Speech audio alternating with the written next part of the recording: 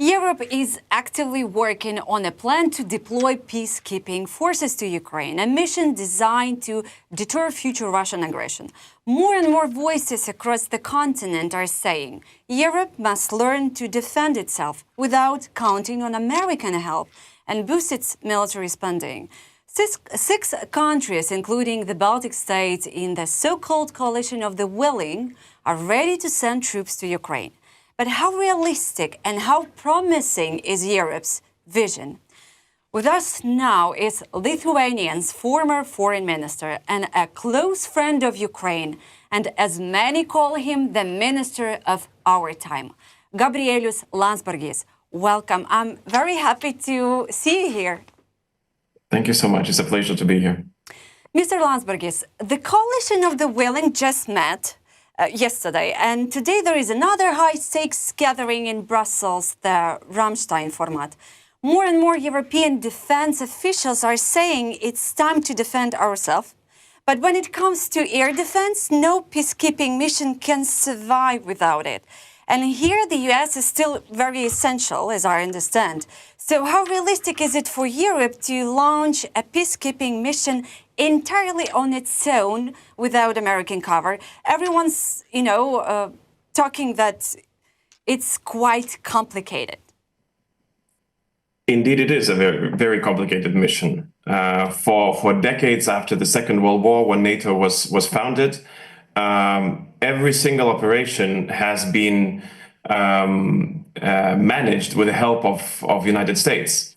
And this is what we call the enablers, such as logistics or air defense, the stuff, the equipment that helps the operation to happen.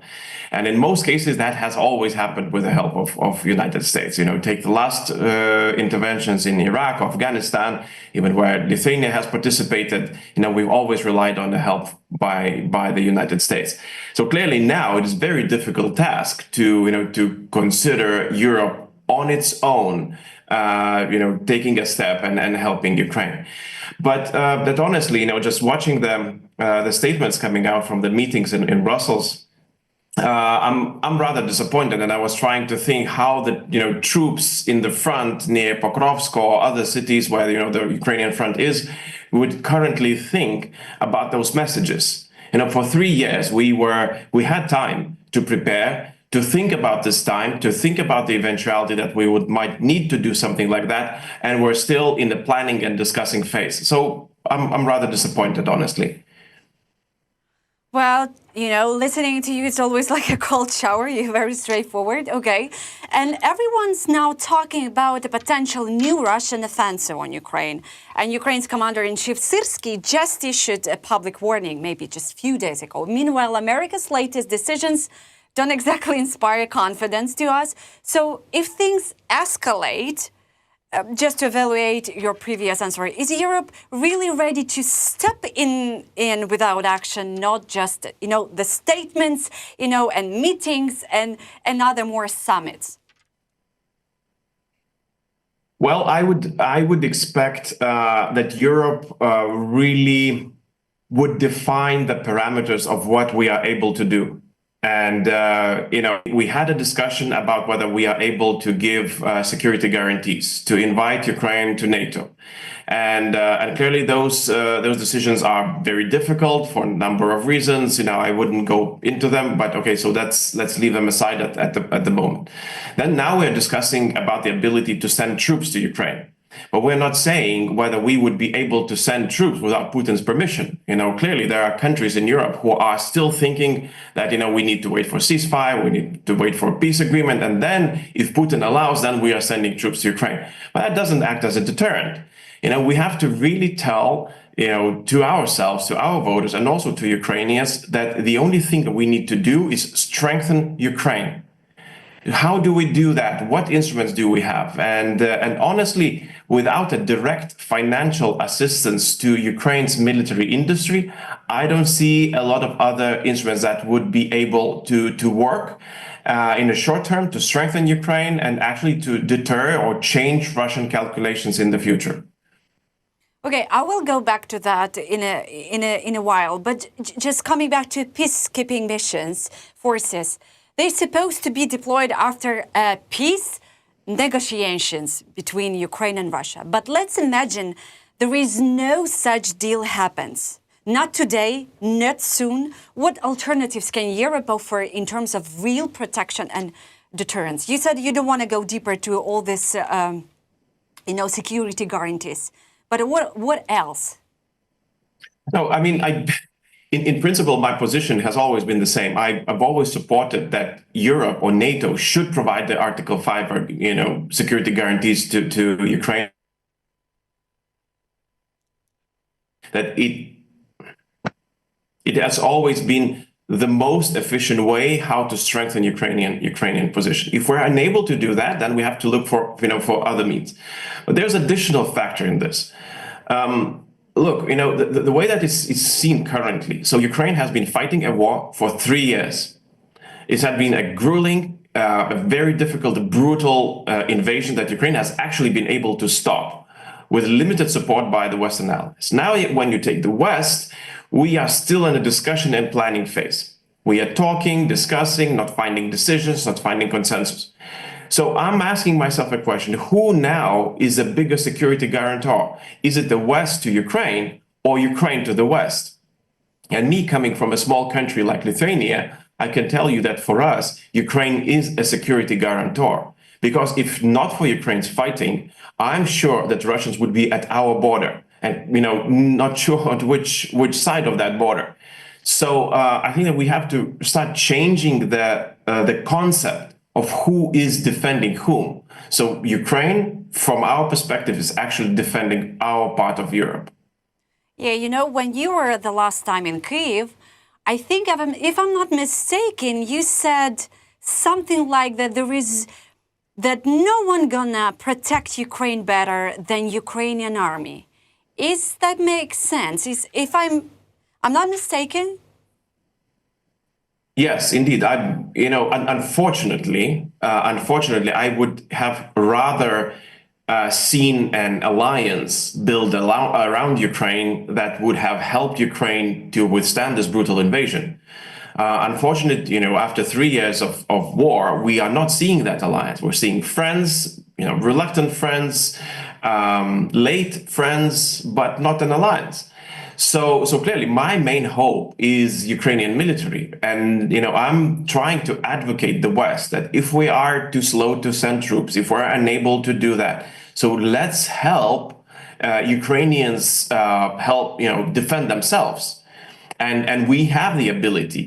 There is what is called the Danish model, where Denmark invested directly into Ukrainian military industry, allowing Ukraine to build up the equipment that it needs on its own. But the investment by a single country is not sufficient. I mean, it's a lot, but it's still not sufficient. If all of us could be doing that, helping Ukraine, boost its industry, prepare develop the things that it needs, give licenses to develop new equipment that Ukraine would be able to build in its own country. And you've asked previously about the air defense. Why not Ukraine, getting licenses to build air defense on its own, and some money to do that. So, I mean, that would be the logical path forward and practically possible. Well, so at the end of the day, Ukraine just should rely on maybe Western European money, but not a peacekeeping missions. I mean, so we are having money, we are rebuilding our own military strength, army, and that's it, right? Well, I'm worried that we're losing time. It's been already almost 3 months after Donald Trump took the office, right? And when he declared his policies towards Ukraine, towards Russia, towards Europe, we've seen the change, and we are still have not come up with the instruments to make up for that change. And I'm worried that if we're setting the goals, where we would like to see European army in Ukraine, defending the cities of Ukraine together with Ukrainians, that is my preferred. Still, a lot of European countries are finally ramping up defense spending. That gives hope to us. But honestly, are these efforts truly enough to make Russia cautious, to show that Europe is not just a supportive ally to Ukraine, but a serious one? Well, there is some hope. We're seeing German government that is starting its work, and the announcements that they are making, the decisions that are already made even before the government started working, with almost €1 trillion of investment, half of it to infrastructure, half of it to defense. I think this is a serious message to Russia. And we're seeing Poland that has been stepping up in a very serious way for several years now, spending and preparing. That is important, and I appreciate that. What I would like to see more is that at the same time, when we are trying to think how do we defend Europe, we have to understand that Europe starts in Ukraine. Now the European front is there near Pokrovsk and other cities. This is where the defense line goes. Yeah, Mr. Landsbergis, I'm always wondering what can be a serious signal to Russia? It seems like they don't scare of anything. They don't afraid, of anything. So it's just a big question to me. The strongest signal would be that Ukraine is not alone, that Ukraine is seriously in the group of allies, allied with the strongest European countries. And the next time Russians attack, they will not find just Ukrainian troops. They will find European troops. They will find French troops with nuclear weapons behind their back, and United Kingdom, Baltic states, Poland, Nordics. Everybody is there to defend Ukraine together. That would be a strong message. I think that Putin would think twice in considering his next move. You've often said that peace must come through strength, and strength includes sanctions. Sanctions have weakened Russia's war machine, I must admit that, but it's not stopped it. What other pressure tools remain on the table for Ukraine's allies? Well, sanctions is a good tool, clearly. And the biggest problem is that we always need to return and check whether sanctions need to be adapted, because the countries, the businesses always seek the ways how to avoid the sanctions, how to, 3 years ago, there was nothing like a shadow fleet. Now we have, it's one of the main ways how Russians are bringing oil outside of the country and getting money into their economy. So we always have to go after the new developments that Russians are thinking of, and in order for sanctions to be efficient. Let's say now Russians build up a very efficient network of allies in countries. That the allies that help Russia to avoid those sanctions. So in essence, we have to send signals to those countries that this is not acceptable, that we might use instruments against them as well. But don't you think that NATO is at risk somehow of being reshaped or even replaced with something new? Well, I think that we might see an emergence of a parallel structures, more European. And even this, coalition of the willing, so-called coalition of willing, it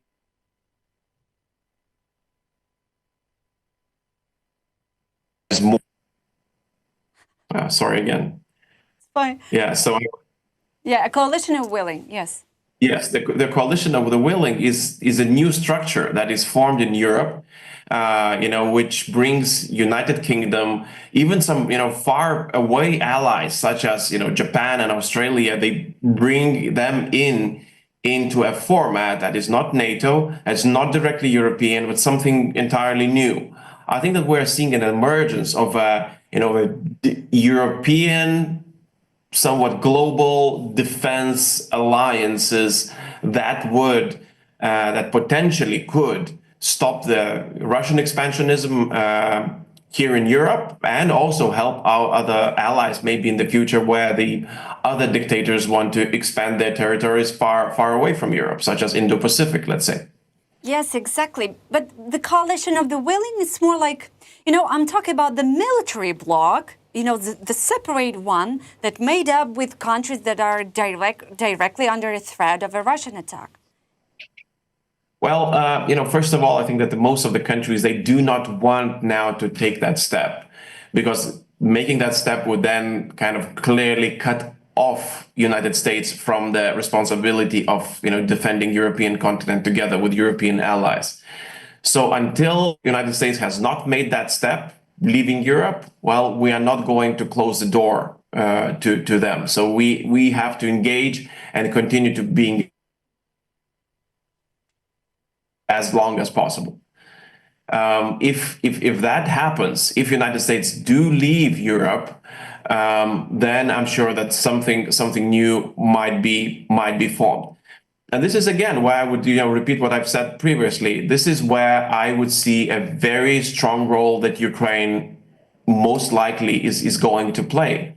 Because every new alliance, I mean, I would prefer NATO be that alliance, but I mean, if that is not possible, then every new alliance will want Ukraine with us, not because we are ready to defend Ukraine, but we would like to fight Russians off together with Ukraine if there's an attack on any one of us outside Ukraine. It seems like, it's an endless circle, because the General Secretary of NATO saying that eventually we will be part of the NATO, while the United States is very, very against it, at least under the Trump's presidency. So, like a dead end. Well, I mean, we've seen President Trump making decisions, then walking them back, changing them. Like with tariffs. One day there were very high tariffs on everyone in the world, starting from Europe or China up to the penguins, and now they're the tariffs are only on China. So, I mean, we might have to leave the door open for a change in policy in Washington. But at the same time, we need to prepare for some alternatives, alternative structures, or think about the world that might actually be forming in front of our eyes. Yeah, we will come back to the US policy as well. But quoting you, you said if peace through strength starts with the battlefield, from one of your interviews, with how armies perform, then why isn't the world acknowledging the obvious that Russia has quite limited military success? I'm not saying they don't have any, but very limited, after more than 10 years of war, actually. Well, I mean, the concept that I'm trying to advocate is that the strength at the diplomatic table, because many of my colleagues would say that, we need diplomacy, in order to get to peace. And I say, yeah, sure, we need diplomacy, but diplomacy only comes in two forms. One form is either it's capitulation to a stronger adversary where you are unable to beat it in the battlefield, or it comes from a victory in the battlefield where your adversary admits that, okay, he made a mistake, and, and he has to the terms that might not be the ones that he envisaged at the beginning of his military campaign. So to expect that somehow diplomacy will work outside the battlefield, it's just, it's naivete. It will never happen. So therefore, the logic is you strengthen Ukraine's hand in the battlefield with whichever instruments that you have. We talked about a couple of them: security guarantees, troops, equipment, weapons. Well, if nothing that, then just money. And in that way, then Ukraine is stronger at the diplomatic table, to push for the results that it would like to. And therefore, I mean, there is no other way. There has never been other way in the history of the world. And I'm sure that it will never happen in the future as well. But what if, or would it be more appropriate or more strategic to deploy peacekeepers who are not from NATO countries, maybe under UN flag, or maybe some other options? Why I'm always insisting on that, because I'm so afraid as a Ukrainians to stay without any, support from the West except money. Well, I mean, the problem with with United Nations is that any deployment has to go through the Security Council, and Russia has a veto there. So, it's like going to Putin and asking him for permission. Would you admit this country, in being a peacekeeping force in Ukraine, or that country? Putin wants Putin to win. So anything that he will do, either in United Nations or outside of it, will be for his benefit. So, this is a very difficult path. Is it possible to invite other countries? I think yes. But then again, this is a question more for Europeans rather for Ukrainians, because for Ukraine, in some cases, it might seem logical to have, I don't know, like China or India participating in the peacekeeping missions in Ukraine. But for Europe, the price of inviting China to help secure the peace on the European continent will be enormous. I've always advocated for Europeans. There's, sense of self-esteem, right? We could pay the price. We could be able to help Ukraine. We could be able to deploy the troops and be peacekeepers ourselves. But if we're not ready, well, then we will pay an enormous price to somebody else. Oh, yeah. And there is a growing talk that President Macron could become the lead mediator in a future peace agreement. But from your point of view, don't many world leaders look like they're competing to be seen as peacekeepers rather than just truly fighting for the Ukraine's own interests? Yeah, in some cases it happens. I wish that there would be, again, more intellectual and practical input into how to strengthen Ukraine rather than how to appease Putin, because that hasn't worked in the past, that will not work in the future. Therefore, going empty-handed to talk with Putin is a very dangerous, and risky job, because you might end in a rather, disgraceful and disgraced position where, trying to represent, a continent that is unable to portray strength, then you'll be laughed at. And then the war might continue, and Putin will, still continue to fight with Ukrainians. So I think that our best effort, best way forward is, as it has been for 3 years, is to strengthen Ukraine and do it whichever way possible. Yeah, and coming back to what's happening in Washington, the U.S. has just, shaken the world, as you said, with its tariff decisions. Stock markets took a hit, investor turned gray overnight. And now Trump seemed to be hitting the pause button. Do you think his team truly understands the consequences of such economic moves? Or do you see Trump's behavior as a part of calculated strategy, the moves of a businessman playing the long game, or like a string of reckless, impulsive decisions? Well, if there is a strategy, nobody in the world was able to decipher it. The way that the markets reacted, and the pressure that was built on United States is just enormous. And it's not going away. The trust that has been lost during those couple of days of the worldwide tariffs, it's still there. We're seeing a sell-off of United States dollar as a currency of safekeeping, so that means that the countries are, finding other safer currencies to keep their assets in. So there is a huge harm that has been done for United States, and I don't think that it's possible to explain it in any other way as a very short term, trying to build a leverage on the countries, then that backfired, and it was removed with a very high price to United States themselves. I thought that it will be removed because I wouldn't imagine United States being able to decouple itself from the global economic system. It's just impossible without impoverishing the people that elected President Trump. And if he sees that those people are unhappy, that they're losing money, that their prices going up for the groceries that they buy, he will have to change. He will have to change the strategy, and this is exactly what happened. As of April 8, over half of Americans now, it's like around 52%, disapprove of Trump's presidency, and it's clear that no one is eager to break off relations with Europe either. is Washington really no longer interested in close cooperation with Europe, whether it's going to be economic, military, or it's just another, round of political madness? Well, I mean, there are people in the U.S. administration that clearly do not like Europe for either ideological reasons, because it's, basically the main liberal power in the world, still, standing strong-ish when it comes to, the fundamental values that we are supposed to defend. So they might not like it. They might despise it in some cases, as it was seen with the signal messages. But the engine, the U.S., European, the transatlantic economic engine that has been driving the innovation, the trade, the rules-based economic order of the world.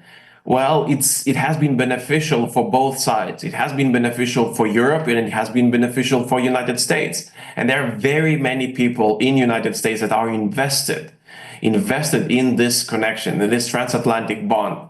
And I'm sure that they will have a say. Sooner or later, they will have a say that, that we need this connection to remain, that we need to be strong. It has helped the United States after the Second World War, and, it's continued to do that. So clearly, I think that they will be against breaking those bonds. Yeah, even crazy Elon Musk, being in Italy, he said he wants a zero tariff with Europe, which is quite opposite, absolutely opposite to what Trump is saying. Yeah. I mean, when President Trump said that, Europeans are not buying American cars, maybe, Elon could have reminded him that Tesla is also a American car. And Europe has been buying quite a lot of American cars in a way, buying Teslas, up until the point where Elon, decided to send his art out to the voters of President Trump. And, it very much reminded Europe of its, dark pages of European history. And this is where, this led to Europeans actually buying less American cars rather than any tariffs, VATs, or any other trade restrictions. Oh, well, that's a good point, yes. And you know what I've heard recently? One German military historian said that this might be Europe's last peaceful summer, that joint Russian-Belarus military drills in September could turn into a real attack on Poland or Baltic states. Do you believe Europe is really at risk in a serious risk, or Russia is not capable to launch a second front? Well, for Russians currently to launch a second front, they would need to retract certain number of troops from the eastern front in Ukraine. They have to move them. They have to move them into Belarus, and that would open up the stage for a Ukrainian counteroffensive. And I don't think that they're willing to do that. So my guess is that they are waiting for a ceasefire. Controlled ceasefire, where they would know that that there's a really established situation, a calmer situation between Ukraine and Russia, and this is where the most dangerous time for Europe would begin. And when I say that Ukraine is fighting for Europe, it's not a metaphor; it's an actual fact, because until the point that Ukraine is fighting for its own country, Russians are unable to attack, or it's way more difficult for Russia to attack any other country. So, with everything that I've said previously, that, it's also a moral obligation for Europe to assist Ukraine, because if Ukraine would stop, then, the Russian troops would definitely be at our border. Yeah, that's a very good point. But for how long Ukraine will be that shield for Europe, for the West? Well, Ukraine has been very generous with its time. We've gotten 3 years of Ukraine resistance for us to prepare, and unfortunately, I cannot say that we used the time in the best way. We talked, we planned, we negotiated, we tried to appease, we tried to de-escalate, so many other things, rather than to acknowledge that we have to put all our might behind Ukraine to help Ukraine win, and in that turn make Ukraine safer, but also Europe safer. And for the end, I want to ask you, recently we had a sad anniversary. It was 3 years after Russia's war crimes in Ukraine, especially Bucha, Irpin, Borodanka. And how do you think permanently this changed the world perception of Kremlin? Well, it did to some extent. I think that there has been disillusionment, by the people who were thinking about Russia as a country of, Dostoevsky and Tchaikovsky, and this high culture. And this was the first time when it was broadcasted the barbarity and non-culture of this country. And I hope that people in the West were afraid. And I hope that this fear will be turned into strength. We have not yet seen it. We are still in the stage of fear, but at least there is more understanding that it has been previously. Unfortunately, it had to be bought with a very, very high price. Yeah, Mr. Landsbergis, just one last question. Not only once, you stated that Ukraine should not sign any mineral deal with the United States. Is that correct? And could you please just explain to our viewers why is it very dangerous? Well, I've used a different point a little bit. I mean, it's up to Ukraine to decide. Okay. It would be unfair for me to criticize those who are forcing the deal onto Ukraine and then being somebody who forces Ukraine out of the deal, right? So it's Ukraine's sovereign right and sovereign arguments that it has to use. But there's one additional point in this. Well, Ukraine is among the top and most important candidate country to European Union. And and now it's going the process of integration and and aligning its laws and rules to the European standards, European standard, and signing a deal that is as large as the mineral deal that is proposed raises question whether that would affect Ukrainian ability to join European Union effectively. And if it would, I mean, of course, nobody would like to jeopardize Ukrainian European path. So my suggestion was to Ukrainian government was that there has to be a serious reach out to European Commission and help, asking for some assistance and help to try to figure out whether that deal it goes against or supports Ukrainian European path. If it goes against, well, then we have to What do you mean tell. by that? I'm sorry, how is it going to affect the Ukrainian path to the European Union? Well, it's a major deal. It's a major deal. The way that that Ukrainian all the minerals, everything that Ukraine currently has, it will be handled now through the deal, through this so-called mineral deal.